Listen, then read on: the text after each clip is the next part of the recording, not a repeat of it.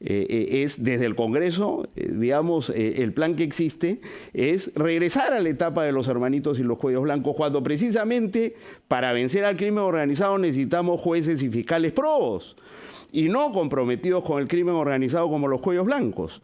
Dio gran revelación. El exministro del Interior, Gino Costa, aseguró que el Congreso está atentando contra la independencia fiscal y judicial al querer tumbarse y liquidar a los miembros de la Junta Nacional de Justicia para tratar de regresar a la etapa de los hermanitos y los cuellos blancos, cuando para vencer el crimen organizado necesitamos jueces y fiscales pros.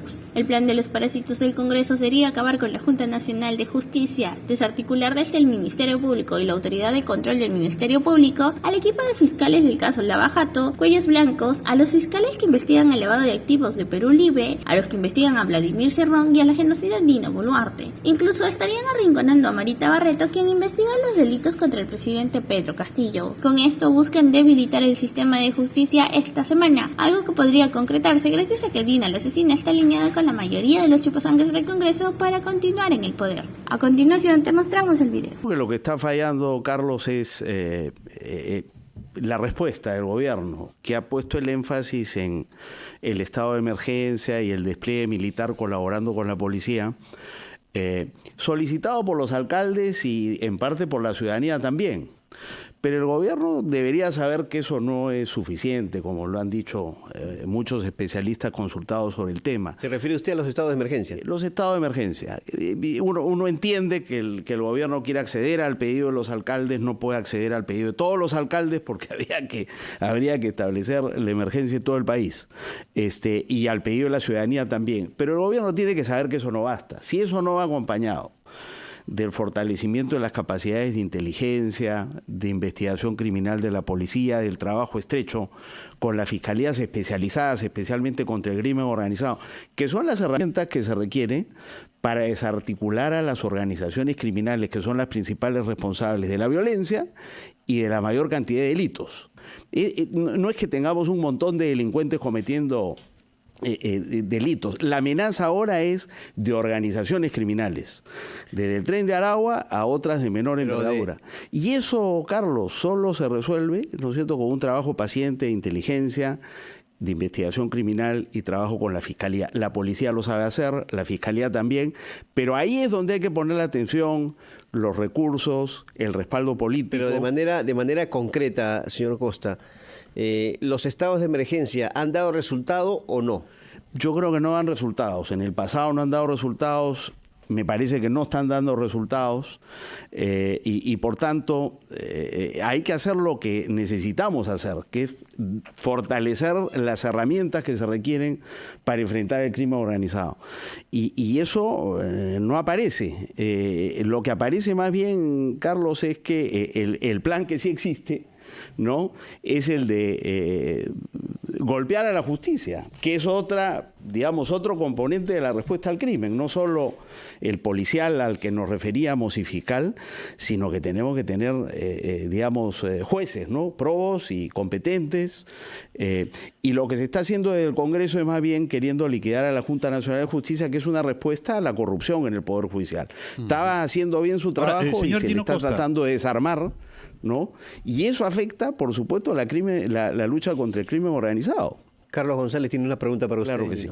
Sí, señor Gino Costa, acá en este tema se tiene que ser bastante estricto, bastante claro y bastante preciso, porque de por medio está la vida de muchas personas que son asesinadas casi a diario en nuestro país y específicamente también aquí en la región La Libertad. Por eso yo quería consultarle y tener una respuesta directa. ¿Ha fracasado el gobierno en su política de lucha contra la inseguridad ciudadana, contra la delincuencia, considera usted? Viene fracasando, continúan en San Juan del Urigancho, en San Martín de Porras, donde se ha declarado la emergencia aquí en Lima, además de Sullana. Lo que estamos viendo es que continúan los asesinatos, continúan los hechos de violencia, empiezan a ocurrir cosas que no ocurrían hace mucho tiempo, los asaltos a banco, en estos distritos donde se ha declarado la emergencia. Y claro, se dijo que la emergencia no iba a frenar esos problemas, pero se está demostrando que no los está frenando. Entonces, si el estado de emergencia no va acompañado de las medidas a las que me refería, ¿no?, entonces seguiremos teniendo estos problemas. Para enfrentar esos problemas de violencia y criminalidad, hay que identificar y desarticular a las organizaciones criminales que están detrás de esta violencia. Y ese es un trabajo especializado de inteligencia e investigación criminal y de trabajo fiscal. Y tenemos esos recursos, pero hay que potenciar esos recursos, hay que darle más fuerza, hay que formar a más agentes de inteligencia para que puedan hacer simultáneamente ese trabajo en varios frentes. Y segundo, no atentar contra la independencia fiscal y judicial, que es lo que se viene haciendo desde el Congreso. Ahora, el intento de liquidar a la Junta Nacional de Justicia, que se creó en respuesta a los hermanitos y a los cuellos blancos, es desde el Congreso, digamos, el plan que existe es regresar a la etapa de los hermanitos y los cuellos blancos, cuando precisamente para vencer al crimen organizado necesitamos jueces y fiscales probos y no comprometidos con el crimen organizado como los cuellos blancos. Entonces, parecería que por un lado hay un plan que es el estado de emergencia. Esto cubre todas las noticias, pero por otro lado hay un plan del que no se habla y que aparentemente no tendría nada que ver con los problemas de seguridad, que es el plan que pasa por, ¿no es cierto?, acabar con la Junta, desarticular desde el Ministerio Público y la autoridad de control del Ministerio Público al equipo de fiscales Lavajato, al equipo de fiscales Cuellos Blancos, a los fiscales que investigan el lavado de activos de Perú Libre, al señor Cerrón, a la propia Presidenta de la República. Incluso están investigando y distrayendo, ¿no?, y arrinconando a Marita Barreto, que es la que está investigando los delitos contra el señor Pedro Castillo. Entonces, parecería que hay un plan alternativo, que es debilitar a la justicia, debilitar a la Fiscalía. ¿Y con qué propósito cree usted que desde la Fiscalía de la Nación se están tomando estas medidas, como bien dice usted, de debilitar la labor de esta Fiscalía, recorte de personal, procesos que hay? Hace poco fue suspendido el fiscal Rafael Vela, entre otros. ¿Qué intención habría allí? O sea, al margen de lo que se establece, no como justificación para estas causas. Esta semana quieren acabar con la Junta Nacional de Justicia. Yo creo que el apuro por liquidar a la Junta es porque ella está investigando a la fiscal de la Nación, Patricia Benavides. ¿Y las otras fiscalías? Hay cargos graves contra ella. Desarticular, por ejemplo, el equipo que investiga a los cuellos blancos es una de las cosas que está investigando la Junta. La otra que está investigando es que Patricia Benavides, para salvar a su hermana, que tenía una denuncia de haber favorecido al narcotráfico, por favorecerla a ella, saca a la fiscal del caso, que era la doctora Bersabe Revilla, nombra a otro fiscal y en 3 meses el fiscal archiva el caso.